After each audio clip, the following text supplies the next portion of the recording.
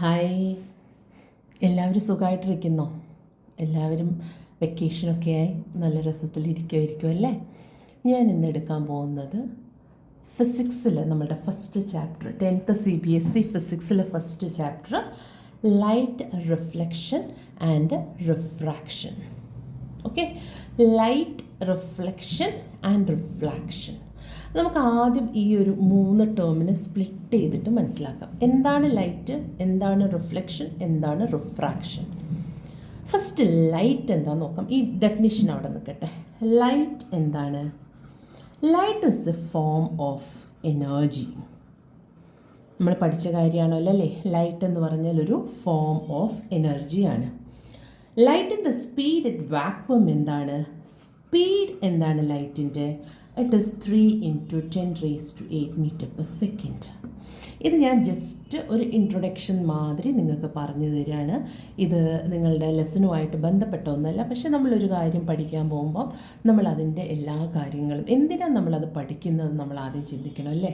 നമ്മൾ ലൈറ്റിൻ്റെ നേരെ ചാടി റിഫ്ലക്ഷനിൽ കയറുന്നതിന് പകരം ലൈറ്റ് എന്താണെന്ന് പഠിപ്പിച്ചതിന് ശേഷം നമുക്ക് അതിൻ്റെ ഓരോരോ പ്രോപ്പർട്ടി പഠിക്കുമ്പോൾ ഒരു രസമുണ്ടാവും. എപ്പോഴും നമ്മളൊരു പണി ചെയ്യുമ്പോൾ ഉണ്ടല്ലോ, അത് നീറ്റ് ഫസ്റ്റ് തൊട്ടിട്ടേ നമ്മളത് ചെയ്ത് വെച്ച് തുടങ്ങിയിട്ടുണ്ടെങ്കിൽ നമുക്ക് എവിടെയെങ്കിലും ഒരു സ്ഥലത്ത് ഡൗട്ട് മിസ്സാവുകയാണെങ്കിൽ നമുക്ക് ഈസി ആയിട്ട് അതെന്ത് ചെയ്യാൻ പറ്റും, മുന്നോട്ടേക്ക് ചെയ്തിട്ട് പോകാൻ പറ്റും. നമ്മൾ എവിടെന്നെങ്കിലും ഒരു സാധനം എടുത്ത് പഠിക്കുകയാണെങ്കിൽ നമുക്കതിൻ്റെ ബേസ് സ്ട്രോങ് അല്ല എന്നുണ്ടെങ്കിൽ നമുക്കത് ഭയങ്കര ബുദ്ധിമുട്ടായിരിക്കും. ഏത് കാര്യമാണെങ്കിലും, നിങ്ങൾ ചെയ്യുന്ന ജോലിയാണെങ്കിൽ പോലും ഇപ്പം നടുവിൽ വെച്ചിട്ട് എന്തെങ്കിലും ഒരു സാധനം നമ്മളിങ്ങനെ ചെയ്യുകയാണെങ്കിൽ അതിനെക്കാട്ടും ഏറ്റവും നന്നാവുക ലോ ലെവലിൽ നിന്ന് നിങ്ങളത് തുടങ്ങിക്കഴിഞ്ഞ് കഴിഞ്ഞാൽ യു വിൽ അണ്ടർസ്റ്റാൻഡ്. ഓക്കെ, എവിടെയാണ് നിങ്ങൾ തെറ്റിപ്പോയത്, അല്ലെങ്കിൽ നിങ്ങൾ ഫസ്റ്റ് തൊട്ടിട്ടേ പിന്നെയും കറക്റ്റ് ചെയ്തിട്ട് ചെയ്യേണ്ടി വരും. അതിൻ്റെ ആവശ്യമില്ല. അപ്പം അതിന് വേണ്ടിയിട്ടാണ് ഞാൻ എപ്പോഴും നിങ്ങൾക്ക് ഒരു ബേസിക്കായിട്ട് ഫസ്റ്റ് തന്നെ ആ ഫൗണ്ടേഷൻ ക്ലിയർ ആക്കി തരുന്നത്. ഇനി ഈ ലൈറ്റിനൊരു പ്രോപ്പർട്ടി ഉണ്ട്. എന്താണ് ലൈറ്റിൻ്റെ property? Light rays travels only in straight line. Okay, നമുക്ക് ഇപ്പം നമ്മൾ കാണുന്ന ഏതൊരു ഒബ്ജക്റ്റിൻ്റെ മുകളിലും ലൈറ്റ് റേസ് വന്നിട്ട് പതിച്ച് തിരിച്ച് ബൗൺസ് ചെയ്ത് റിഫ്ലക്റ്റ് ചെയ്യുന്നതുകൊണ്ടാണ് നമ്മൾ ആ കാണുന്നത്. ആ ഒബ്ജക്റ്റിന് നമ്മൾ കാണാൻ കാരണം അതാണ്. അതായത് ഇതിൽ 2 റേസ് ആണ് മെയിനായിട്ടുള്ളത്. That is one is incident ray. അതായത് നമ്മളുടെ ഏതൊരു സോഴ്സിൽ നിന്നാണോ ആ സോഴ്സിൽ ഒബ്ജക്റ്റിലേക്ക് വീഴുന്ന റേ ആണ് ഇൻസിഡൻറ്റ് റേ എന്ന് പറയുന്നത്. ഓക്കെ, ആ ഒബ്ജക്റ്റ് തട്ടി ബൗൺസ് ചെയ്ത് വരുന്ന റേനെയാണ് നമ്മൾ റിഫ്ലക്റ്റിംഗ് റേ എന്ന് പറയുന്നത്. ഓക്കെ, ഈ 2 റേനെയാണ് നമ്മളെപ്പോഴും ഇതാണ് വെച്ചാൽ നമ്മൾ 2 റേ എന്ന് പറഞ്ഞാൽ കൃത്യം 2 റേ മാത്രമല്ല അതിലുള്ളത്. ഒരുപാട് നമ്മൾ പണ്ട് മഹാഭാരത യുദ്ധമൊക്കെ കാണുന്ന സമയത്ത് അമ്പ് ചെയ്യുന്ന സമയത്ത് 10, 15, 20 ഒക്കെ കുറേ അമ്പുകൾ ഒരുമിച്ച് പോയില്ലേ? അതിനെക്കാട്ട് എത്രയോ മടങ്ങാണ് ഈ റേസ് ഒന്നായിട്ട് നമ്മളുടെ ഏതെങ്കിലും ഒരു ഒബ്ജക്റ്റിൽ വന്ന് സ്ട്രൈക്ക് ചെയ്തിട്ട് തിരിച്ചിട്ട് നമ്മളുടെ കണ്ണിലേക്ക് തന്നെ വരും. അതുകൊണ്ടാണ് നമ്മൾ എന്ത് ചെയ്യുന്നത്, ആ ഒബ്ജക്റ്റ് നമ്മൾ ആ ഒരു ഷേപ്പിൽ ആൻഡ് സൈസിൽ അവിടെ കാണുന്നത്. ഓക്കെ, ഇതിൻ്റെ മുമ്പ് ഞാൻ ഈ ഒരു ലൈറ്റ് റേൻ്റെ ബേസിക് ആയിട്ടുള്ള ക്യാരക്ടറിസ്റ്റിക്സ് ആണ് പറഞ്ഞത്. ഓക്കെ, എന്താണ് റിഫ്ലക്ഷൻ ഓഫ് ലൈറ്റ് എന്ന് പറഞ്ഞാൽ എഴുതി വെച്ചിട്ടുണ്ട്. The phenomenon of bouncing back of light when they strike the surface of N object. ഒരു ഒബ്ജക്റ്റിൻ്റെ മുകളിൽ സ്ട്രൈക്ക് ചെയ്തിട്ട് ബൗൺസ് ചെയ്ത് വരുന്നതിനെയാണ് നമ്മൾ എന്ത് പറയുന്നത്, റിഫ്ലക്ഷൻ ഓഫ് ലൈറ്റ് എന്ന് പറയുന്നത്. ഓക്കെ, ഇൻസിഡൻറ്റ് റേ എന്താണെന്ന് നമ്മൾ പഠിച്ചു. അതേമാതിരി തന്നെ നമ്മൾ റിഫ്ലക്റ്റിംഗ് റേ എന്താണെന്ന് പഠിച്ചു. ഇനി നമുക്ക് പറയാനുള്ളത് there is a connection between this reflection and incident ray. അതെന്താണെന്നാണ് നമ്മൾ നോക്കുന്നത്. ഇൻസിഡൻറ്റ് റേ എന്ന് പറഞ്ഞാലും റിഫ്ലക്ഷൻ എന്ന് പറഞ്ഞാലും എന്താണെന്നാണ് നമ്മൾ നോക്കുന്നത്. ഞാൻ 2-3 ചെറിയൊരു ടോപ്പിക്ക് മാത്രമേ ഇന്ന് കവർ ചെയ്യുന്നുള്ളൂ. അതിനെ പറ്റിയിട്ട് ഫുള്ള് പറഞ്ഞുതരാം. What is plane mirror? അതിന് മുമ്പ് ഇൻസിഡൻറ്റ് റേയും റിഫ്ലക്റ്റിംഗ് റേയും തമ്മിലുള്ള ബന്ധം എന്താണെന്ന് പറഞ്ഞുതരാം. ഓക്കെ, ഇതിന് മുമ്പേ നമുക്ക് ഒരു കാര്യം പറയാനുണ്ട്. Law of reflection. നമുക്ക് ആദ്യം അതിൻ്റെ ലോ പഠിക്കാം. ഈ ലോ പഠിക്കുന്നതിൻ്റെ മുമ്പ് ഞാൻ നിങ്ങൾക്കൊരു കാര്യം പറഞ്ഞുതരാം. Imagine that you are holding A ball. ഒരു റബ്ബർ ബോൾ നിങ്ങളുടെ കയ്യിൽ പിടിച്ചിട്ടുണ്ട്. നേരെ നിങ്ങൾ മുന്നിൽ കാണുന്ന മതിലിൻ്റെ മുകളിൽ നിങ്ങൾ ആ ബോൾ എറിയാണ്. ഓക്കെ, ദിസ് ബോൾ നിങ്ങൾ എറിയാണ്. സ്ട്രെയിറ്റ് ലൈനിൽ അത് പോയി വീഴും. അത് ഏത് ഡയറക്ഷനിലേക്ക് വേണമെങ്കിലും അതെന്ത് ചെയ്യാം, ബൗൺസ് ചെയ്തിട്ട് പോവാം. ഇതുപോലെ തന്നെയാണ് നമ്മളുടെ റിഫ്ലക്ഷനും നടക്കുന്നത്, ലൈറ്റ് റേസും നടക്കുന്നത്. ലൈറ്റ് റേസ് എപ്പോഴും സ്ട്രെയിറ്റ് ലൈനിലാണ് ട്രാവൽ ചെയ്യുക. പക്ഷേ നമ്മളുടെ ബോളിനെക്കാട്ട് കുറച്ചുകൂടി മാന്യനാണ് നമ്മളുടെ ലൈറ്റ് റേ. അത് പോകുന്നത് എങ്ങനെയാണോ അതേപോലെ തിരിച്ചു വരാൻ അതിനൊരു പ്രത്യേക വഴിയുണ്ട്.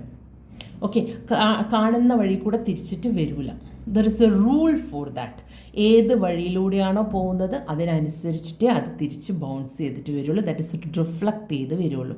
അതാണ് ഇമേജ് ഫോർമേഷൻ്റെ റൂൾസ് വരുന്നത്. അതിലേക്ക് പോകുന്നതിന് മുമ്പേ പ്ലെയിൻ മിറർ എന്താണെന്ന് നമുക്ക് നോക്കാം. ഓക്കെ, അതിന് ഞാൻ പറഞ്ഞു പ്ലെയിൻ മിറർ തുടങ്ങുന്നതിൻ്റെ മുമ്പേ ലോ ഓഫ് റിഫ്ലക്ഷൻ എന്താണെന്ന് നോക്കാമെന്ന്.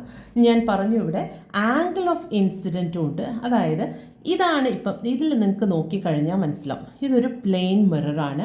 ഇതിൻ്റെ സ്മൂത്ത് സർഫേസസിലാണ് നമ്മളുടെ ഇത് വീഴുന്നത്, റേസ് വീഴുന്നത്. നേരെ ഇങ്ങോട്ടേക്ക് വീഴുന്ന റേ ആണ് ഇൻസിഡൻറ്റ് റേ. ഇതാണ് ഇൻസിഡൻറ്റ് റേ, ഇതാണ് റിഫ്ലക്റ്റിംഗ് റേ.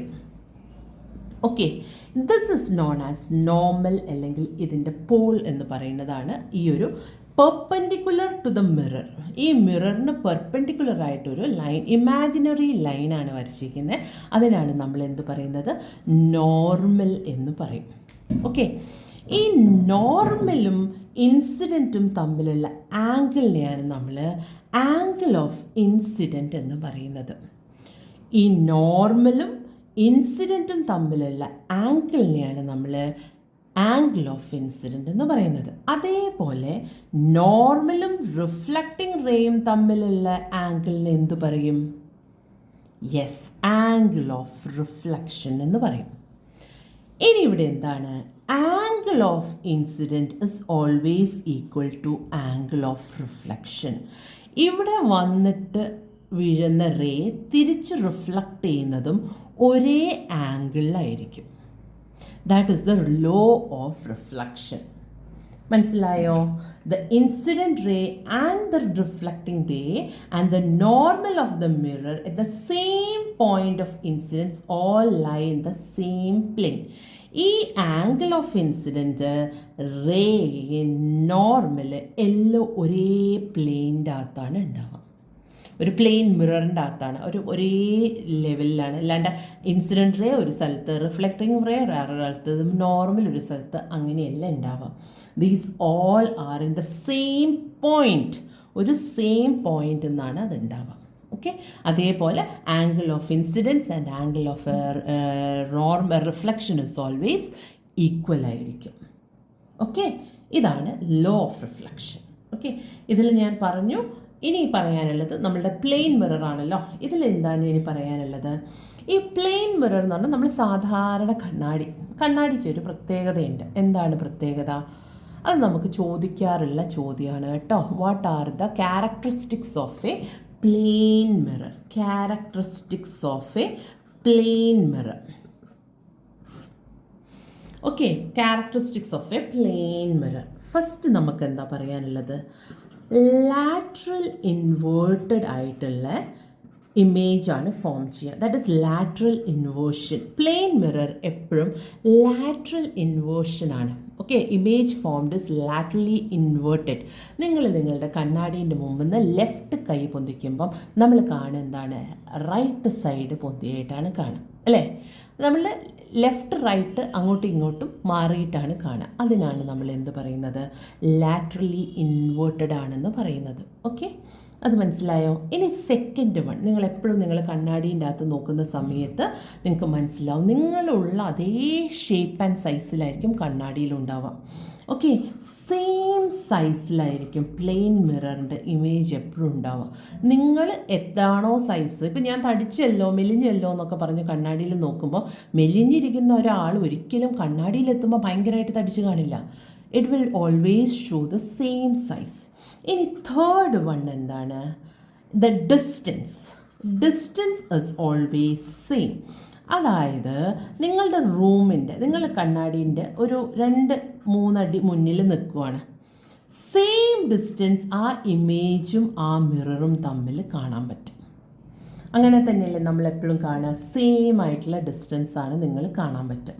ഇതാണ് അടുത്ത ഒരു ക്യാരക്ടറിസ്റ്റിക്സ് ഓഫ് ദിസ് ഇമേജ്. മനസ്സിലായോ? ഇപ്പോൾ നമ്മൾ 3 പറഞ്ഞിട്ടുണ്ട് അല്ലേ? ഇനി ഇതിൻ്റെ അകത്ത് ഒരു ഇമ്പോർട്ടൻറ്റ് പോയിൻ്റ് ഉണ്ട്. Image form is always virtual ആയിരിക്കും. ഓക്കെ, അതായത് നമ്മളിപ്പം നമ്മളുടെ അമ്മേനെയോ ചേട്ടനെയോ അച്ഛനെയൊക്കെ കെട്ടിപ്പിടിച്ചിട്ട് ഇതിൻ്റെ അടുത്ത് നിൽക്കുകയാണ്, മിററിൻ്റെ അടുത്ത് നിൽക്കുകയാണ്. നമുക്ക് കാണുന്ന ആ ഇമേജ് ഉണ്ടല്ലോ, മിററിൽ കാണുന്ന ഇമേജ് നമുക്ക് അതേ ഫീലിൽ പോയിട്ട് കെട്ടിപ്പിടിക്കാൻ പറ്റില്ല, നമുക്ക് തൊടാൻ പറ്റില്ല. Because the image form is virtual. അങ്ങനെ ഉണ്ടെന്ന് തോന്നുകയാണ്, അവിടെ അതിൻ്റെ ഉള്ളിൽ ആരും ഇല്ല. അതിനാണ് വെർച്വൽ എന്ന് പറയുന്നത്. ഇതിൻ്റെ അകത്ത് നിങ്ങൾക്ക് മനസ്സിലാക്കേണ്ട ഒരു കാര്യമുണ്ട്. വെർച്വൽ ആണ് എന്ന് പറയുമ്പം നിങ്ങൾ എപ്പോഴും മനസ്സിലാക്കണം, it is erect. Okay, virtual ആണെങ്കിൽ അത് ഇറക്റ്റാണ്. ഇമേജ് വെർച്വൽ ആണെന്ന് പറഞ്ഞാൽ അതെങ്ങനെയായിരിക്കും? അത് ഇറക്റ്റായിരിക്കും. റിയൽ ആണെന്ന് പറഞ്ഞിട്ടുണ്ടെങ്കിൽ അത് എപ്പോഴും ഇൻവേർട്ടഡ് ആയിരിക്കും. ഇത് ഇമേജ് ഫോർമേഷനിൽ നമ്മൾ പഠിക്കുന്ന ഒരു ക്യാരക്ടറിസ്റ്റിക്സ് ഓഫ് ഇമേജാണ്. എപ്പോഴും വെർച്വൽ ആണെന്ന് പറയുന്ന സമയത്ത് ആ ഇമേജ് ഇറക്റ്റ്, ഇത് ഭയങ്കര ഇമ്പോർട്ടൻ്റ് ആയിട്ടുള്ളൊരു കാര്യമാണ് കേട്ടോ. കാരണം എപ്പോൾ വേണമെങ്കിലും നമുക്ക് ചോദിക്കാവുന്ന ഒരു കാര്യമാണ്. എങ്ങനെയാണ് ക്യാരക്ടറിസ്റ്റിക്സ് ഓഫ് എൻ ഇമേജ് എന്ന് പറയും, അല്ലെങ്കിൽ വാട്ട് ഇസ് ദ ഇമേജിൻ്റെ ഇതെന്താണെന്നൊക്കെ ചോദിക്കുന്ന സമയത്ത് നമുക്ക് അതിൻ്റെ സൈസ് എന്താണ്, ഇമേജ് ഫോർമേഷൻ്റെ ടോപ്പിക്ക് വരുന്ന സമയത്ത് ചോദിക്കും എങ്ങനത്തെ ഇമേജ് ആണ് ഫോം ചെയ്തത്, what is the characteristics of the image എന്ന് പറയുമ്പോൾ ഇറ്റ് ഈസ് വെർച്വൽ ആണെന്ന് പറയുമ്പോൾ അപ്പം തന്നെ കൂടെ എഴുതേണ്ട കാര്യമാണ് ഇറ്റ് ഇസ് ഇറക്റ്റ് എന്ന്. It is virtual and erect, it is real and it is inverted. Okay, അതുകൊണ്ട് ഈ ഒരു കാര്യം ഇങ്ങനെ തന്നെ പഠിച്ചു വയ്ക്കണം. മനസ്സിലായോ മക്കളെ? ഇനി അടുത്തത് ഇതിൻ്റെ അകത്ത് വരുന്നത്, ഇതിൻ്റെ അകത്ത് നമ്മൾ എല്ലാം പറഞ്ഞു കഴിഞ്ഞു, ഓൾമോസ്റ്റ് ഇതിൻ്റെ എല്ലാ ക്യാരക്ടറിസ്റ്റിക്സ്. ഇതിൻ്റെ അടുത്ത് പറയാനുള്ളൊരു കാര്യമുണ്ട്. ലാറ്ററൽ ഇൻവേർഷൻ എന്ന് പറഞ്ഞല്ലോ, ആ ഒരു സാധനം നമ്മൾ ഒരു എക്സാമിന് 2025 ചോദിച്ചിട്ടുണ്ട്. 25 22 ചോദിച്ചൊരു ക്വസ്റ്റ്യനാണ്. വൈ ആംബുലൻസിൻ്റെ അകത്ത് അത് തല ലെഫ്റ്റ് ടു റൈറ്റിലേക്ക് എഴുതി വെച്ചത് എന്തിനാണെന്നൊരു ക്വസ്റ്റ്യൻ വന്നിട്ടുണ്ട്. എന്തിനാണ്? നമ്മൾ കഴിഞ്ഞ ഒരു ചെറിയ ക്ലാസ്സിലും ഇത് പഠിച്ചിട്ടുള്ളതാണ്. പക്ഷേങ്കിലും അതിൻ്റെ റീസൺ ബിക്കോസ് നമ്മൾ ഈ ഒരു ആംബുലൻസ് മുന്നിൽ പോകുന്ന വണ്ടി കാണുന്നത് ഇതിലൂടെയാണ്, റിയർ വ്യൂ മിററിൽ കൂടെയാണ്. ആ മിററിൽ കാണുന്ന ഇമേജ് എങ്ങനെയാണ്? ലെഫ്റ്റ് ടു റൈറ്റിലേക്കായിട്ടാണ്. ആ സമയത്ത് എന്താണ്, നമ്മൾ വായിക്കുന്ന സമയത്ത് ബുദ്ധിമുട്ട് വരും. സോ ഓൾറെഡി അത് ലെഫ്റ്റ് ടു റൈറ്റിൽ എഴുതി വെച്ച് കഴിഞ്ഞാൽ നമ്മൾ കാണുക എങ്ങനെയാണ്? കറക്റ്റായിട്ട് നമ്മൾ കാണും. അതുകൊണ്ടാണ് ഈ ആംബുലൻസിന് നമ്മൾ തല തിരിച്ചിട്ട് എഴുതി വെച്ചിട്ടുള്ളത്. ഓക്കെ, ഇത്രയും ടോപ്പിക്ക് ക്ലിയർ ആയല്ലോ? ഇത്രയും ക്ലിയർ ആയെന്നുണ്ടെങ്കിൽ നമുക്ക് അടുത്തൊരു സെക്ഷനിലേക്ക് പോവാം.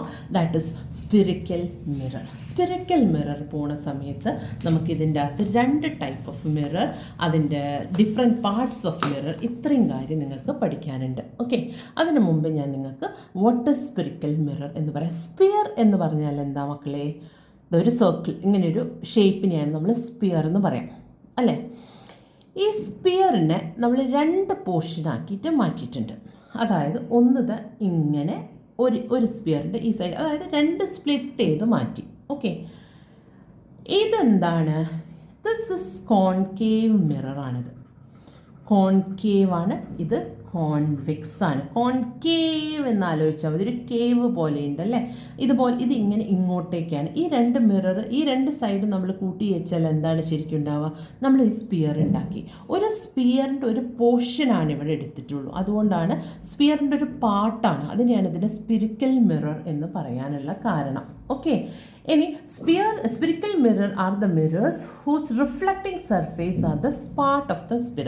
ഇതാണ് ഇവിടുത്തെ റിഫ്ലക്റ്റിംഗ് സർഫേസ് ആയിട്ട് വരുന്നത്. ഈ റെഡ് കൊണ്ട് മാർക്ക് ചെയ്താണ് റിഫ്ലക്റ്റിംഗ് സർഫേസ്. നമ്മൾ ഈ സ്പിയർ മൊത്തമായിട്ട് ഒരിക്കലും വരച്ചിട്ട് നമ്മൾ കോൺവെക്സ് കോൺകേവ് എന്ന് പറയില്ല. ഒരു ചെറിയൊരു പോർഷൻ, ഇത്രയും വലുതായിട്ട് വരയ്ക്കണം എന്നില്ല, ചെറുതാക്കിയിട്ട് ഇങ്ങനെ വരച്ചു കഴിഞ്ഞാൽ നിങ്ങൾക്ക് കാര്യം മനസ്സിലാവും. ദാറ്റ് ഈസ് കോൺവെക്സ് ആണെന്ന് നമുക്ക് പറയാൻ പറ്റണം. ഓക്കെ, ഇനി ഇതിൻ്റെ അകത്ത് ഡിഫറെൻറ്റ് പോയിൻറ്റ്സ് ഉണ്ട്. ഇതിൻ്റെ അകത്ത് കുറച്ച് നമുക്ക് പറയേണ്ട ഇമ്പോർട്ടൻ്റ് ആയിട്ടുള്ള കുറച്ച് ഏരിയാസ് ഉണ്ട് നമ്മൾ മാർക്ക് ചെയ്ത് വെക്കേണ്ടത്. അതെന്താണെന്ന് പഠിക്കാം. ഓക്കെ, ഒരു സ്പിയറാണ്. സ്പിയറിൻ്റെ നടുവിൽ ഞാൻ സെൻറ്റർ മാർക്ക് ചെയ്ത് വെച്ചിട്ടുണ്ട്. ഓക്കെ, ഒരു കോമ്പസ് എടുത്ത് വയ്ക്കുമ്പോൾ നമ്മൾ എവിടെയാണോ ഇതാക്കുന്നത് അത് സെൻറ്ററായിട്ട് കൂട്ടിയിട്ടുണ്ട്. ഇനി ഇതിൻ്റെ ഡിഫറെൻറ്റ് പാർട്ടുകളാണ് നമ്മൾ ഇവിടെ പഠിക്കാൻ പോകുന്നത്. ഓക്കെ, കറക്റ്റല്ലേ? എല്ലാവരും സെറ്റായിട്ടിരിക്കുകയല്ലേ? ഈ ഒരു റിഫ്ലക്റ്റിംഗ് പോർഷനെയാണ് നമ്മൾ എന്ത് പറയുന്നത്, അപ്പാർച്ചർ എന്ന് പറയുന്നത്. എന്താ പറയുന്നത്? ഇതിനെയാണ് നമ്മൾ അപ്പാർച്ചർ എന്ന് പറയുന്നത്. അപ്പാർച്ചർ ഇതിനെയും അങ്ങനെ തന്നെയാണ് നമ്മൾ വിളിക്കുന്നത്. It is known as aperture. Okay, ഇനി നമുക്ക് ഈ സെൻറ്റർ ആയിട്ട് മാർക്ക് ചെയ്തിട്ടുള്ളൊരു പോയിന്റ് ഉണ്ട്, the centre of the spherical mirror. അതിനെയാണ് നമ്മൾ എന്ത് പറയുന്നത്? അപ്പോൾ നമ്മൾ എന്തൊക്കെ പോയിന്റ് പഠിച്ചു എന്നുള്ളത് ആദ്യം എഴുതി വയ്ക്കാം. അപ്പാർച്ചർ എന്താണെന്ന് മനസ്സിലായി. That is the reflecting A surface of the spherical mirror is known as aperture. ഇവിടെ തൊട്ടിട്ട് ഇവിടെ വരെ വരുന്നത് അപ്പാർച്ചറാണ്. ഇനി ഇത് സെൻറ്റർ കണ്ടുപിടിച്ചിട്ടുണ്ട്. ആ സെൻറ്ററിനെയാണ് നമ്മൾ എന്ത് പറയുന്നത്? Centre of curvature. എന്താണ്? Centre of curvature. ഓക്കെ, എന്താണ് അതിൻ്റെ ഡെഫിനിഷൻ വരുന്നത്? The centre of the sphere with a mirror reflecting surface forms a part. ഇതിൻ്റെ ഒരു പാർട്ടാണ്, ഇതിൻ്റെ സെൻറ്ററിനെയാണ് നമ്മൾ ഇതിനെ എന്താണ് സെൻറ്റർ ഓഫ് കർവേച്ചർ എന്ന് പറയുന്നത്. ഇനി ഈ ഇത് സെൻറ്റർ ആണെങ്കിൽ ഇവിടെ നിന്ന് നമ്മൾ നേരെ ഇങ്ങോട്ടേക്കൊരു ലൈന് വരയ്ക്കുകയാണെങ്കിൽ ഈ ലൈൻ എന്താണ് മക്കളെ? ഒരു സർക്കിളിൻ്റെ സെൻറ്ററിൽ നിന്ന് ഹാഫ് വരയ്ക്കുകയാണെങ്കിൽ ആ ഹാഫിന് എന്താണെന്ന് പറയുക? റേഡിയസ് എന്ന് പറയും. പക്ഷേ ഇവിടെ നമ്മൾ അതിനെ എന്താ പറയുക? Radius of curvature. എന്താ പറയുക? Radius of curvature. ഓക്കെ, അപ്പം ഇതും ആയി. റേഡിയസ് ഓഫ് കർവേച്ചർ എന്ന് പറഞ്ഞാൽ എന്താണ്? The radius of the sphere of which the mirror reflecting surface form a part. Okay, ഇനി ഇതിലൊരു പ്രത്യേകതയുണ്ട്. റേഡിയസ് ഓഫ് കർവേച്ചറിൻ്റെ ഹാഫ് പോർഷനെയാണ് നമ്മൾ ഫോക്കസ് എന്ന് പറയുന്നത്. എന്താണ് അതിന് പറയുക? ഫോക്കസ് എന്ന് പറയുന്നത്. അപ്പം നിങ്ങൾക്ക് മനസ്സിലാവാം, ഇതിൻ്റെ നേരെ ഹാഫാണ് ഫോക്കസ് എങ്കിൽ ഇത് സി ആണ്. ഓക്കെ, ഇതിൻ്റെ നേരെ ഹാഫാണെങ്കിൽ നമുക്ക് എന്ത് മനസ്സിലാക്കാം? റേഡിയസ് എന്ന് പറഞ്ഞിട്ടുണ്ടെങ്കിൽ R=2F ആണെന്ന് മനസ്സിലാക്കാം. ദാറ്റ് ഈസ് അഗെയിൻ ഒരു ക്വസ്റ്റ്യൻ വന്നിട്ടുണ്ട്, എന്താണ് relation between the radius and the focus. 2 focus ചേർന്നാൽ, അതായത് ഇത് ടോട്ടൽ ഇത് 2 ആണെങ്കിൽ ഇതും 2 ആയിരിക്കും. അപ്പം ടോട്ടൽ റേഡിയസ് ഇസ് 4. ഓക്കെ, ഇതാണ് റേഡിയസും ഫോക്കസും തമ്മിലുള്ള ബന്ധം. ഓക്കെ, ഇനി പ്രിൻസിപ്പൽ ആക്സിസ്. ഇവിടെ നിന്ന് നേരെ ഇങ്ങനെ ഒരു വര വരയ്ക്കുന്നുണ്ട് നമ്മൾ. ഓക്കെ, അതിനെയാണ് പ്രിൻസിപ്പൽ ആക്സിസ് എന്ന് പറയുന്നത്. ദാറ്റ് ഈസ് പ്രിൻസിപ്പൽ ആക്സിസ് അല്ലെങ്കിൽ പോൾ എന്നൊക്കെ പറയാം. ഓക്കെ, പ്രിൻസിപ്പൽ ആക്സിസ് അതിൻ്റെ അർത്ഥം എന്താണ്? അതെങ്ങനെയാണ്? The straight line passing through the pole. ഇതാണ്, ഇവിടെയാണ് പോൾ. ഇതിന് പോൾ എന്ന് പറയും. ഇതിൽ കൂടെ പോകുന്ന ഒരു ലൈനാണ് straight line passing through the pole, focus and centre of curvature is known as principal axis. Okay, അതേമാതിരി ഫോക്കസ് എന്താണെന്ന് നമ്മൾ പറഞ്ഞു. എല്ലാം നമ്മൾ ഇതിൻ്റെ അകത്ത് കവർ ചെയ്തു. ഇത്രയും പാർട്സാണ് ഒരു സ്പിറിക്കൽ മിററിൽ ഉണ്ടാവുക. ഒരു സ്പിറിക്കൽ മിററിൽ ഉണ്ടാവുക ഫസ്റ്റ് സെൻറ്റർ പോർഷനാണ് സെൻറ്റർ ഓഫ് കർവേച്ചർ. ആ ഒരു അപ്പാർച്ചറിൻ്റെ സെൻറ്റർ പാർട്ടിനെയാണ് നമ്മൾ പോൾ എന്ന് പറയുക. അതിൻ്റെയും സെൻറ്റർ ഓഫ് റേഡിയസിൻ്റെ ഹാഫിനെയാണ് നമ്മൾ ഫോക്കസ് എന്ന് പറയുക. ഈ പോളിൻ്റെയും ഫോക്കസിൻ്റെയും കർവേച്ചറിൽ കൂടെ പോകുന്ന ലൈനിനെയാണ് പ്രിൻസിപ്പൽ ആക്സിസ് എന്ന് പറയാം. ഓക്കെ, ഈ ലൈനിനെയാണ് നമ്മൾ പ്രിൻസിപ്പൽ ഓഫ് ആക്സിസ് എന്ന് പറയുന്നത്. ഓക്കെ, ഇത്രയും കാര്യങ്ങളാണ് നമ്മളുടെ ഒരു മിററിലുള്ളത്. അത് സ്പിറിക്കൽ മിറർ ആണെങ്കിലും ശരി, അല്ല കോൺകേവ് മിറർ ആണെങ്കിലും ശരി, കോൺവെക്സ് മിറർ ആണെങ്കിലും ശരി, സെയിം ആണ്. കോൺകേവ് മിററിൽ എവിടെയാണ് ഉണ്ടാവുക മക്കളെ? കോൺകേവ് മിറർ ഈ സൈഡിലേക്കാണ് വരിക. അതായത് ഇതാണ് സെൻറ്റർ, ഇതാണ് പോള്, ഇതാണ് ഫോക്കസ്. ഇതിൽ എവിടെയാണ് വരിക? കോൺവെക്സ് മിററിൽ എവിടെയാണ് പറയുക? ഇതിങ്ങോട്ടാണ്. ഇൻവേർഡിലേക്ക് ബെൻഡ് ചെയ്തിരിക്കുന്നതിനെയാണ് നമ്മൾ കോൺകേവ്, ഔട്ട്വേർഡിലേക്ക് പോയ മിററിനെയാണ് നമ്മൾ എന്ത് പറയുക? കോൺവെക്സ് മിറർ എന്ന് പറയുന്നത്. ഓക്കെ, ഇത്രയും കാര്യങ്ങൾ ക്ലിയർ ആണെങ്കിൽ നമുക്ക് അടുത്ത ടോപ്പിക്കിലേക്ക് പോകാം. അത് കഴിഞ്ഞിട്ട് നമുക്ക് അതിൻ്റെ next topic image formation next ക്ലാസ്സിലെടുക്കാം. കാരണം എല്ലാം കൂടി ഒരുമിച്ചിട്ട് കേൾക്കുമ്പോൾ നിങ്ങൾക്ക് ഡൗട്ട് വരും. ഇതൊന്നും നിങ്ങൾ ബൈ ഹാർട്ടായിട്ട് പഠിക്കേണ്ടതില്ല. പക്ഷേ പഠിച്ചിരിക്കണം, മനസ്സിലാക്കി കഴിഞ്ഞാൽ നിങ്ങൾക്ക് എഴുതാൻ പറ്റണം. കറക്റ്റ് അതിൻ്റെ ഒരു കാര്യം എന്താണെന്ന് മനസ്സിലായിരിക്കണം. ഓക്കെ, ഇനി അടുത്തതാണ് നമ്മളുടെ റൂൾസ് ടു ഒബ്റ്റെയിൻ ഇമേജ്. ഞാൻ ഫസ്റ്റ് തന്നെ പറഞ്ഞല്ലോ നിങ്ങളോട്, നമ്മളുടെ ബോൾ മാതിരിയല്ല, നമ്മളുടെ ലൈറ്റ് റേ കുറച്ച് മാന്യമായ രീതിയിലാണ് ട്രാവൽ ചെയ്യുക. വന്ന വഴി തന്നെ തിരിച്ചിട്ട് പോവും. അതേപോലെ തന്നെ കൃത്യമായിട്ടുള്ള ചില വഴി കൂടെ ഒക്കെ വന്നു കഴിഞ്ഞാൽ കൃത്യമായിട്ടുള്ള വഴി കൂടെ തന്നെ അത് യാത്ര ചെയ്യുള്ളൂ. ഫസ്റ്റ് റൂൾ എന്താണ്? ഒന്ന് വായിക്കാം നമുക്ക് ഒരുമിച്ചിട്ട്. ഹാൻഡ് റൈറ്റിംഗ് മനസ്സിലാവുന്നുണ്ടോ? The ray parallel to the principal axis will pass through the focus or appear to pass through the focus after reflection. രണ്ട് നമ്മൾ റിഫ്ലക്ഷൻ പഠിക്കുന്നുണ്ട്, ഒന്ന് കോൺകേവിൻ്റെയും ഒന്ന് കോൺവെക്സിൻ്റെയും. ഒരുമിച്ചിട്ട് തന്നെ പറയാനാണ് ഇത് രണ്ടും ഇങ്ങനെ വരച്ച് വെച്ചത്.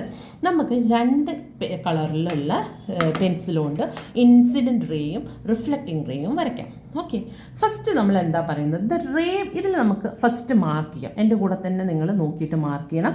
This is known as pole. ഇതിൻ്റെ സെൻറ്ററിൽ ഫോക്കസ്, സ്പിയറിൻ്റെ centre of curvature. Same way ഇവിടെയാണ് പോള്, ഇവിടെയാണ് ഫോക്കസ്, ഇവിടെയാണ് സെൻറ്റർ ഓഫ് കർവേച്ചർ. ഓക്കെ, ഇവിടെ നമുക്ക് ഫസ്റ്റത്തെ എന്താ പറയുന്നത്, the ray is parallel to the principal axis. ഒരു റേ പ്രിൻസിപ്പൽ ആക്സിസിൻ്റെ ഇൻസിഡൻറ്റ് റേ സ്ട്രെയിറ്റ് ആയിട്ട് പോവുകയാണ്. എങ്ങനെയാണ്? ഇതൊരു പ്രിൻസിപ്പൽ ആക്സിസിൻ്റെ സ്ട്രെയിറ്റ് പാരലായിട്ട് പോകുന്ന സമയത്ത് റിഫ്ലക്റ്റിംഗ് റേ എങ്ങനെ വരുമെന്നാണ് പറയുന്നത്, എപ്പോഴും ഫോക്കസിലൂടെ പുറത്തേക്ക് പോകും. ഓക്കെ, മനസ്സിലായോ? പാരലായിട്ട് പ്രിൻസിപ്പൽ ആക്സിസിൽ പോവുകയാണെങ്കിൽ അത് റിഫ്ലക്റ്റ് ചെയ്യുക ഫോക്കസിലൂടെയാണ്. ഏത് സൈഡിൽ കൂടെ പാരലായിട്ട് പ്രിൻസിപ്പൽ ആക്സിസ്, ഇനിയിപ്പോൾ ഫോർ എക്സാമ്പിൾ ഇതിലൂടെ പോവുകയാണെങ്കിൽ അത് ഏതിലൂടെ പോവും? തിരിച്ചിട്ടും ഫോക്കസിലൂടെ തന്നെ അത് പോവുള്ളൂ. ഓക്കെ, ഇങ്ങനെയാണ് ഇതിൻ്റെ ഫസ്റ്റ് റൂൾ. ഇതേപോലെ തന്നെയാണ് നമ്മളുടെ ഏതിലും കോൺവെക്സിൽ ഏതിലൂടെയാണ് റേ വരുന്നത്? ഇതുണ്ടല്ലോ മക്കളെ, ഇങ്ങനെ വരയ്ക്കണം. കാരണം എന്താ പറയുക, കോൺകേവും കോൺവെക്സും റിഫ്ലക്റ്റിംഗ് പാർട്ട് നമുക്ക് കോൺകേവിൽ ഉള്ളിലാണുള്ളത്. ഓക്കെ, ഇതിൽ പുറത്താണുള്ളത്. ഇതിൻ്റെ അകത്ത് ഉള്ളിൽ നമ്മൾ ഇതിങ്ങനെ വരയ്ക്കുക. കാരണം പുറമെയാണ് റിഫ്ലക്ഷൻ നടക്കുന്നത്, അതുകൊണ്ട് അത് സ്മൂത്ത് ഏരിയ ആയിരിക്കും. ഇവിടെ പറയുന്നത് എന്താണ്, സ്ട്രെയിറ്റ് ലൈനിൽ വരുന്ന സമയത്ത് അത് appears to pass through the focus എന്നാണ് പറയുന്നത്. ഫോക്കസിലേക്ക് പോവില്ല. ദിസ് ഇസ് എ ഡൈവേർജിങ് ആണ്. ഒരിക്കലും ഇപ്പം ഞാൻ പറഞ്ഞുതരാം, ഒരു കോൺകേവ് മിറർ ആണെന്ന് വെക്കാം. ഓക്കെ, ഏത് വഴി കൂടി, ഇത് ഫോക്കസാണ്, ഇത് സെൻറ്ററാണ്, ഇത് പോളാണ്, എല്ലാ റേസും ഇങ്ങനെയാണ് പോവുക. ഓക്കെ, ഈ പാരലായിട്ട് വരുന്നത് മൊത്തം ഈ ഫോക്കസിലൂടെ പോകും. ഇതൊക്കെ കണ്ടോ, ഒരു ഫോക്കസിൽ വന്നിട്ട് ഒരു പോയിന്റിൽ നിൽക്കുന്നുണ്ട്. അതിനെയാണ് നമ്മൾ കൺവേർജിങ് എന്ന് പറയുന്നത്. Okay, this is A converging mirror. അതേ പകരം ഒരു കോൺവെക്സ് മിറർ ആണെങ്കിൽ എല്ലാ റേസും പാരലായിട്ട് വന്ന് ഇങ്ങനെയാണ് പോവുക, തലതിരിഞ്ഞിട്ട് പോകും. ഒരിക്കലും എവിടെയും മുട്ടൂല, ഇങ്ങനെ ഇങ്ങോട്ടേക്ക് ചിന്നിച്ചതറിയിട്ട് പോകും. പക്ഷേങ്കിലും നമ്മളൊരു ഇമാജിനറി ലൈൻ വരച്ചിട്ട് നോക്കിയിട്ടുണ്ടെങ്കിൽ അത് നമ്മളുടെ ഫോക്കസിൽ വന്നിട്ട് മുട്ടും ചെയ്യും. ഓക്കെ, നമ്മുടെ ഫോക്കസിൽ വന്ന് മുട്ടും. പക്ഷേങ്കിലും നമ്മൾ നേരെ കാണുന്ന സമയത്ത് അത് ഡൈവേർജ് ചെയ്തിട്ട് പുറത്തേക്ക് പോകുന്ന മാതിരിയാണ് തോന്നുക.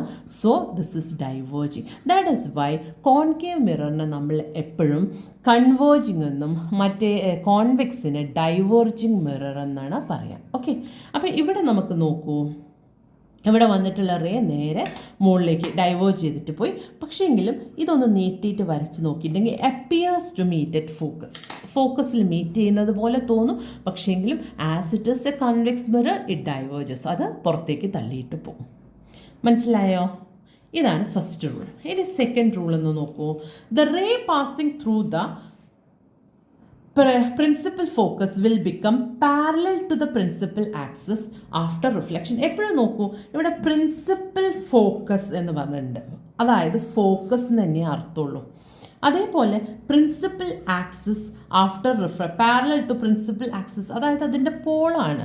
ഓക്കെ, അത് ഇത്രയും എപ്പോഴും പ്രിൻസിപ്പിൾ എന്ന് പറയുമ്പോൾ ഫോക്കസ് പോയിന്റ് എന്നൊക്കെ പറയുന്ന സമയത്ത് നമുക്ക് അതിൻ്റെ ആ ഒരു സെക്കൻഡ് വേർഡ് എന്താണ് നോക്കിയാൽ മതി. അത് ഫോക്കസ് ആണോ പോളാണോ ആക്സിസ് ആണോ എന്ന് പറഞ്ഞാൽ principal axis means the straight line. അത്രയും നിങ്ങൾ മനസ്സിലാക്കി വെക്കണം. പ്രിൻസിപ്പിൾ എന്നൊക്കെ കേൾക്കുന്ന സമയത്ത് നമ്മളിത് പഠിച്ചിട്ടില്ലല്ലോ എന്ന് വിചാരിക്കരുത്. ഇവിടെ പറയുന്നത് എന്താണ്, ഏത് റേ ആണോ ഫോക്കസിലൂടെ പോകുന്നത്, അഗെയിൻ ഐ ആം മാർക്കിംഗ്, ഇതാണ് പോള്, ഇതാണ് ഫോക്കസ്, ഇതാണ് centre of curvature. Same way ഇതാണ് പോള്, ഇതാണ് ഫോക്കസ്, ഇതാണ് സെൻറ്റർ ഓഫ് കർവേച്ചർ. ഏതൊരു റേ ഫോക്കസിലൂടെ പോകുന്നു, ഏത് റേ ആണിത്, ദിസ് ഇസ് ഇൻസിഡൻറ്റ് റേ. അതെങ്ങനെയാണ് റിഫ്ലക്റ്റ് ചെയ്യുക, it should be parallel to the principal axis. Okay, അത് പാരലൽ ടു പ്രിൻസിപ്പൽ ആക്സിസ് ആയിരിക്കും. സോറി മക്കളെ, ഒരു കോള് വന്ന് ബ്രേക്ക് ആയതാണ്. അപ്പോൾ ഞാൻ എന്താ പറഞ്ഞുകൊണ്ടിരുന്നത് ഓർമ്മയുണ്ടോ? The ray passing through the ഫോക്കസിലൂടെ പോകുന്ന റേ, അതായത് incident ray, it is always parallel to the principal axis. Okay, അതേപോലെ തന്നെയാണ് ഇവിടെയും വരുന്നത്. ഇവിടെ പക്ഷേ നമുക്ക് നേരിട്ടിട്ട് ഫോക്കസിലേക്ക് പോവില്ല. It appears to go to focus. കണ്ടോ, ഇതിങ്ങനെ പോകുന്നത് പോലെ നമുക്ക് തോന്നുള്ളൂ. ഓക്കെ, ഇങ്ങനെ തോന്നുകയേ ഉള്ളൂ. But it will reflect back, ഇങ്ങനെ ഇങ്ങോട്ടേക്കാണ് പോകും. ഓക്കെ, ഇത്രയാണ് നമ്മളിവിടെ പറഞ്ഞ കാര്യങ്ങൾ. രണ്ട് പ്രിൻസിപ്പിളാണ്. ഒന്ന് പാരലൽ ടു പ്രിൻസിപ്പൽ ആക്സിസ് ആണെങ്കിൽ ഫോക്കസിലൂടെ പുറത്തേക്ക് വരും ഇത് റിഫ്ലക്റ്റിംഗ് റേ. മറ്റേത് ഫോക്കസിലൂടെ പോകുന്ന ഇൻസിഡൻറ്റ് റേ ആണെങ്കിൽ it will be parallel to the principal axis. അങ്ങോട്ടും ഇങ്ങോട്ടും തലതിരിച്ച് പറഞ്ഞതാണ്, വേറെ ഒന്നുമില്ല, കൺഫ്യൂഷൻ ആക്കാനൊന്നുമില്ല. ഞാൻ ഓവർ എക്സ്പ്ലെയിൻ ചെയ്തിട്ട് നിങ്ങൾക്ക് ഇല്ലാത്ത ഡൗട്ട് വരണ്ട.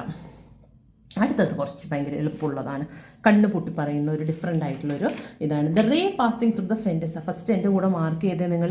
ഇതാണ് പോള്, ഇവിടെ ഇതാണ് പോള്, ഇതാണ് ഫോക്കസ്, ഇതാണ് ഇതിൻ്റെ സെൻറ്റർ, ഇതേപോലെ ഫോക്കസ്, ഇതാണ് ഇതിൻ്റെ സെൻറ്റർ. ഇനി ഞാൻ പറയുന്നത് എന്താണെന്നറിയോ, the ray passing through the centre of the കർവേച്ചറിൽ കൂടെ നമ്മളൊരു റേനെ പറഞ്ഞയക്കുകയാണ്. ഓക്കെ, കർവേച്ചറിൽ കൂടെ ഒരു റേ പോവാണ്. Okay, that will always follow the same path back to the reflectionന് ശേഷം സെയിം പാത്താണ് ഫോളോ ചെയ്യുക. ഒറ്റ ലൈനിൽ കാണുന്നതാണ് സംഭവം. ഇങ്ങനെ നേരെ ഫോക്കസിലൂടെ ഒരു ഇൻസിഡൻറ്റ് റേ പോയി നേരെ അതേ വഴി തന്നെ തിരിച്ചിട്ട് പോകും. ഓക്കെ, സെയിം വേ ഇവിടെ വന്നിട്ട് ഒരു റേ, അത് സെൻറ്ററിലേക്കാണ് പോകുന്നതെന്ന് നമുക്ക് മനസ്സിലാക്കണം. കാരണം ഇവിടെ വരെ എത്തുള്ളൂ, ബാക്കി നമ്മൾ ഇമാജിനറി ലൈനാണ്. കാരണം ഇത് ശരിക്കും ഇങ്ങനെ തിരിച്ചിട്ട് വരേണ്ടതാണ്. അത് വരുന്നത് എപ്പോഴും ഇതേ ലൈനിൽ തന്നെ ഇങ്ങോട്ടേക്ക് പോകും. ഓക്കെ, നിങ്ങൾക്ക് ഇങ്ങനെ ഇവിടെ വരയ്ക്കണം കേട്ടോ. കോൺവെക്സ് ആണെങ്കിൽ ഇവിടെയാണ് വരയ്ക്കേണ്ടത്, കോൺകേവ് ആണെങ്കിൽ ഇവിടെയാണ് വരയ്ക്കേണ്ടത്. ഓക്കെ, ഇനി അടുത്തത് എന്താണ്, the ray incident at the pole is reflecting back making the same angle with the principal axis. ഞാൻ ആദ്യം നമ്മൾ പ്ലെയിൻ മിററിൽ വരച്ചതുപോലെ തന്നെ ഇതാണ് ഈ പോളിൻ്റെ അകത്തേക്ക് വരുന്ന ഇത് പോള്, ഇത് ഫോക്കസ്, ഇത് സെൻറ്റർ. ഇനി പോളിലേക്ക് ഒരു ഇൻസിഡൻറ്റ് റേ വന്നിട്ട് മുട്ടി, അതെങ്ങനെ പോകുന്നതാണ് പറഞ്ഞത്, നേരെ തിരിച്ചിട്ട് റിഫ്ലക്റ്റിംഗ് റേയിലേക്ക് പോകുന്നത് ഈക്വൽ ആംഗിൾ ക്രിയേറ്റ് ചെയ്തിട്ടാണെന്നാണ് പറയുന്നത്. ഓക്കെ, ഈ ഇൻസിഡൻറ്റ് റേയും ഈ ഫോക്കസും തമ്മിലുള്ള angle will be equal to this angle. ആ രീതിയിലാണ് അത് റിഫ്ലക്റ്റ് ചെയ്തിട്ട് പോവാം. അങ്ങനെയാണെങ്കിൽ ഇവിടെ എങ്ങനെയാണ് അത് വരിക, ഇതും ഇതേപോലെ തന്നെ ഇവിടെ വന്ന് മുട്ടി സെയിം ഇങ്ങനെ തന്നെ പോവും. അപ്പോൾ ഇവിടെ ഫോളാണ്, ഇവിടെ ഫോക്കസാണ്, ഇവിടെ സെൻറ്ററാണ്, അത് എഴുതാൻ മറക്കരുത് കേട്ടോ. ഇവിടെയും സെയിം ആംഗിൾ ഫോം ചെയ്യും. ഇതാണ് നെക്സ്റ്റ് ഫോർത്ത് റൂൾ. ഇത്ര റൂളേ ഉള്ളൂ. ഇനി ഇത് റൂൾ വെച്ചിട്ട് എങ്ങനെയാണ് ഇമേജ് ഫോം ചെയ്യുക. ഇപ്പം നമ്മൾ ആകെ ഒരു ഇൻസിഡൻറ്റ് റേയും ഒരു റിഫ്ലക്റ്റിംഗ് റേയും, ഇനി രണ്ട് ഇൻസിഡൻറ്റ് റേയും രണ്ട് റിഫ്ലക്റ്റിംഗ് റേയും വെച്ചിട്ട് ഇമേജ് എങ്ങനെ ഫോം ചെയ്യുക എന്നുള്ളതിനാണ് പഠിക്കുക.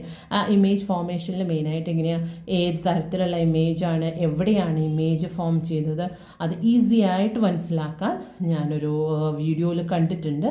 ഞാൻ കേട്ടസി പറഞ്ഞിട്ട് ആ വീഡിയോയിൽ ആ ഒരു വ്യക്തി ആരാണെന്ന് കൂടി പറഞ്ഞിട്ട് നിങ്ങൾക്കത് എക്സ്പ്ലെയിൻ ചെയ്തു തരാം. You will easily understand. Okay, അത് നല്ലൊരു ടെക്നിക്കായിട്ട് എനിക്ക് തോന്നി, അപ്പം ഞാനത് നിങ്ങൾക്ക് പറഞ്ഞുതരാം. ഓക്കെ, അടുത്ത ക്ലാസ്സിൽ കാണാം. അതുവരെ ഇത് ഫുള്ള് കംപ്ലീറ്റായിട്ട് നല്ല രീതിയിൽ മനസ്സിലാക്കി വയ്ക്കാം. അത് കഴിഞ്ഞ് കഴിഞ്ഞാൽ അതിൻ്റെ അടുത്ത രണ്ട് പോർഷൻ വളരെ എളുപ്പമാണ്. ഇമേജ് ഫോർമേഷൻ ഓഫ് കോൺവെക്സിലാകെ രണ്ട് ഇമേജ് ഫോർമേഷനേ ഉള്ളൂ. കോൺകേവിൽ എനിക്ക് തോന്നുന്നു 5-6 പിന്നെയും ഉണ്ടെന്ന്. ബട്ട് അത് കഴിഞ്ഞ് കഴിഞ്ഞാൽ നമുക്ക് റിഫ്രാക്ഷൻ അഗെയിൻ അതിൻ്റെ അകത്ത് കുറച്ച് ന്യൂമറിക്കൽസിൻ്റെ വരുന്നുണ്ട്. അത് കുറച്ചൊരു ട്രിക്കി ആയിട്ട് തോന്നും, പക്ഷേ അതിന് ഈസി ആയിട്ടുള്ള മെത്തേഡ് ഉണ്ട് മനസ്സിലാക്കാൻ. അത് ഞാൻ പറഞ്ഞുതരാം. ഓക്കെ, ഇതെല്ലാം ഭയങ്കര ഈസി ആയിട്ട് മനസ്സിലാക്കിയിട്ട് പഠിച്ചു കഴിഞ്ഞാൽ വേഗം പറ്റും. ഈസി എന്ന് പറയുമ്പോഴേ ഒരിക്കലും നിങ്ങൾ വിചാരിക്കരുത് ഒരു പ്രാവശ്യം കേൾക്കുമ്പോഴത്തേക്ക് മനസ്സിലാവുന്നതാണ് ഈസി എന്ന്.